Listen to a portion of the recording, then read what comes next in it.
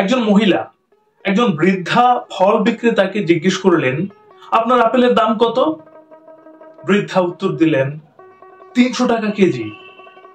মহিলা বললেন, 250 টাকা করে যদি দেন তাহলে নেব, না দিলে চলে যাব, কিছুই নেব না। বৃদ্ধা করুণ চোখে উত্তর দিলেন, আপনি যে দামে নিতে চান তাতেই কিনতে পারেন, এটা আমার জন্য বউনি, কারণ আজ আমি একটাও আপেল বিক্রি করতে পারিনি। বাড়িতে অসুস্থ স্বামী বিছানায় পড়ে আছে, আমার কোনো কর্মক্ষম ছেলেও নাই, পরিবারের জন্য খাবার জোগাড় করতে আমাকে তাই আপেল বিক্রি করতেই হবে। মহিলা তার পছন্দের দামে 5 কেজি আপেল কিনলেন এবং মনে মনে ভাবলেন, বাহ, দারুণ জিতে গেছি।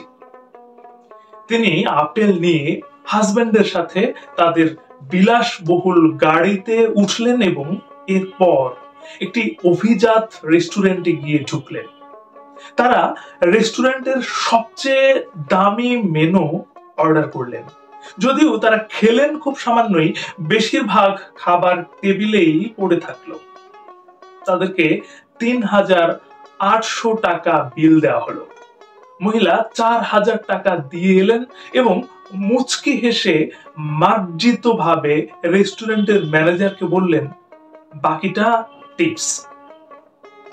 এই গল্পটি একটি বিলাসবহুল রেস্টুরেন্টের মালিকের জন্য স্বাভাবিক মনে হতে পারে, কিন্তু একজন হতদরিদ্র ফল বিক্রেতা বৃদ্ধার জন্য বড়ই নির্মম।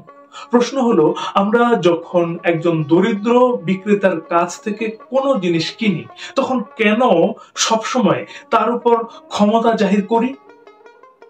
আর যারা আমাদের উদারতার যোগ্য নয় তাদের প্রতি কেন আমরা উদার হই? কোন এক মহৎ মানুষের আত্মজীবনীতে পড়েছিলাম, আমার বাবা গরিবদের কাছ থেকে বেশি দামে জিনিস কিনতেন, যদিও তার ওইসব জিনিসের কোনো প্রয়োজন ছিল না। তিনি কখনো কখনো তাদেরকে দামের চেয়েও বেশি দাম দিয়ে দিতেন। আমি তখন অবাক হয়ে যেতাম। একদিন আমি বাবাকে জিজ্ঞেস করলাম, আচ্ছা বাবা, তুমি কেন এমনটা করো? আমার বাবা উত্তর দিলেন, ওরা ভিক্ষা না করে পরিশ্রম করে জীবিকা নির্বাহ করছে, আমার তরফ থেকে এটা শুধুই দান নয়, সম্মান দিয়ে দান। আমি জানি আপনাদের অনেকেই এই বার্তা শেয়ার করবেন না, অনেকে হয়তো আমার দৃষ্টিভঙ্গির সাথে একমত হবেন না, কিন্তু যদি আপনি তাদের মধ্যে একজন হন যারা এই গল্পটি শোনার জন্য সময় দিয়েছেন, তাহলে এই গল্পটি শেয়ার করুন। সম্ভবত আপনি একটি ভালো বীজ বপন করতে যাচ্ছেন। শেষ করছি, তার আগে একটি কথা মনে করিয়ে দিই, এই পৃথিবী তাকেই সম্মান দেয় যে ইউনিক কিছু করতে পারে। আপনি ইউনিক কিছু করুন, ভালো শুনুন, ভালো থাকুন। ধন্যবাদ।